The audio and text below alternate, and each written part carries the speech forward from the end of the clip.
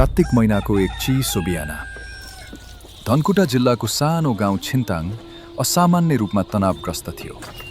त्यो समय नेपालमा पञ्चायती व्यवस्था चलिरहेको थियो। लोकतन्त्रको आवाज उठाउनु नै अपराध जस्तै मानिन्थ्यो। गाउँका केही स्थानीयले राजनीतिक अधिकार र लोकतन्त्रको माग गर्दै विरोध सुरु गरेका थिए। अधिकारको कुरा गर्न साथ उनीहरू विद्रोह भन्छन्, तर हामीले आफ्नो हकका लागि बोल्नै पर्छ। तर सरकारको नजरमा त्यो विरोध विद्रोह हामीले ठहर्यो। नबोले कसैले सुन्दैन। विक्रम सम्वत 2036 कार्तिक 24 सुरक्षाकर्मीहरू गाउँतिर अघि बढे। त्यसपछि सुरु भयो एक त्रासदी। गोली चले, घरहरूमा आतंक फैलियो र केही दिनमै 16 जना निर्दोष स्थानीयको ज्यान गयो।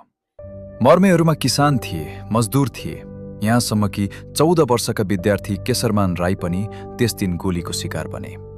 त्यो घटना केवल हत्या मात्र थिएन, यो एउटा गाउँको आवाज दबाउने प्रयास थियो। वर्षौंसम्म यो घटना इतिहासका पानामा दबिएर बस्यो, तर स्थानीयको स्मृतिमा त्यो पीडा कहिल्यै मेटिएन।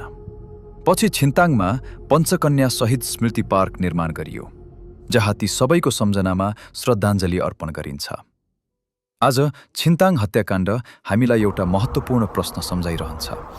जब जनताको आवाज दबाइन्छ, इतिहासले त्यसको मूल्य कहिल्यै बिर्सँदैन।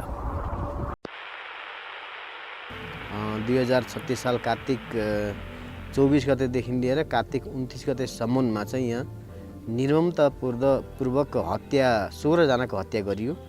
छातीमा बुटले खिचेर मेरा जानलाई चाहिँ सखापै पारेको अरे नि। अब यहीँ डढा राखेको थियो, टाउको यता खुट्टा उता खुनले सबै यो भिजेको थियो। म आएर यहीँ बिचमै नै बसेछु। मेरा लुगा फाटेर गयो, मेरा श्रीमानको खुन गएन।